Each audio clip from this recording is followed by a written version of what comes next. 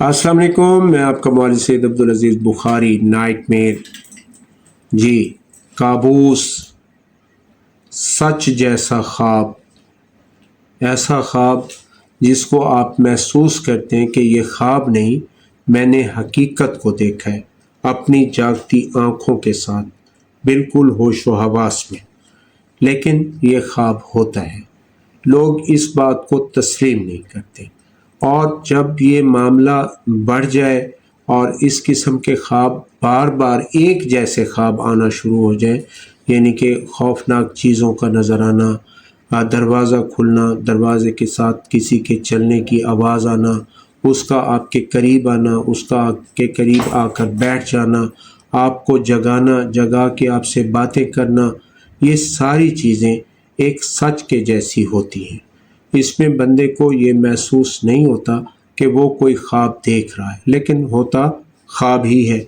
इसको हम बोलते हैं काबूस, यानी ऐसी मर्ज़ जिसमें आप ख्वाब देखते हैं लेकिन सच जैसा, हकीकत के जैसा ख्वाब, जैसे बिल्कुल आपके साथ रियलिटी में हो रहा है। तो इसको लोग जो है फिर दूसरी तरफ ले जाते हैं कि भाई इसको आसेब हो गया है, इस पे जिन्नात आ गए हैं।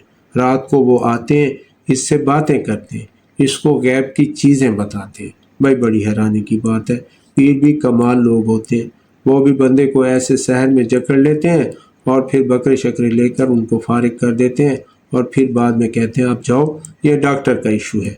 तो भाई ये डॉक्टर का इशू भी होगा, लेकिन हमारा ज़्यादा है, क्योंकि हमारा जो ट्रीटमेंट है वो इसमें बिल्कुल बाकमाल, लाजवाब, बेहतरीन, फौरी असर करने वाला है।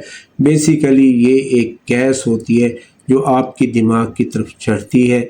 इस गैस को मैथीन कहते हैं। मैथीन जब दिमाग की तरफ चढ़ती है तो ये आपको ऐसे बुरे बुरे सपने दिखाती है जो सच के जैसे होते हैं, जिनको हम काबूस बोलते हैं।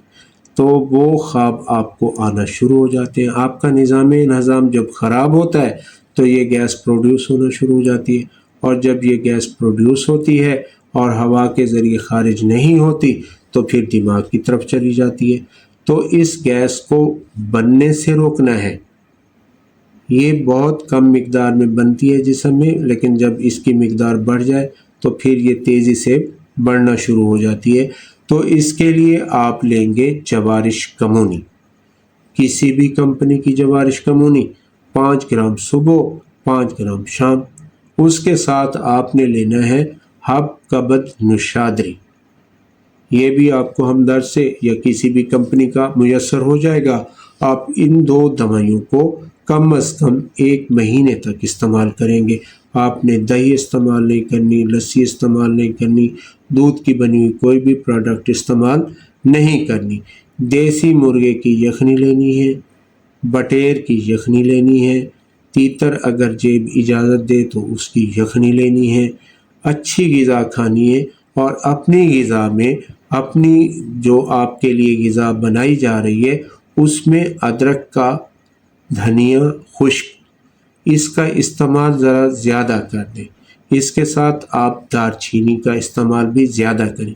ये 3 चीज़ें जाकर आपके खाने को न सिर्फ टेस्टफुल कर देती हैं, मज़ेदार कर देती हैं, इनके साथ आपकी जो गैस बादी री जो होती है वो फिर ऊपर नहीं आती, वो खारिज होती रहती है, बनती है तो खारिज होती रहती है। आपका मैदा स्लिम हो जाता है, आपका मैदा मजबूत हो जाता है, आपका निज़ाम इन्हज़ाम बेहतर हो जाता है, और काबूस तो बिल्कुल काबूस ही हो जाता है, चला जाता है, दफ़ा हो जाता है, आपकी जान छोड़ देता है। और वो जो जिन आया था आप पे, वो जो आसेब आया था, वो जो पीर बाबा ने आपको बताया था, और वो जो आपसे बकरा मांगा था, अब आपने उसको बकरा बिल्कुल भी नहीं देना, बस इसका इलाज करना है। तो सेहत से मुतल्लिक कोई भी सवाल हो, स्क्रीन पर दिए गए नंबर पर आप हमसे रब्ता कर सकते हैं।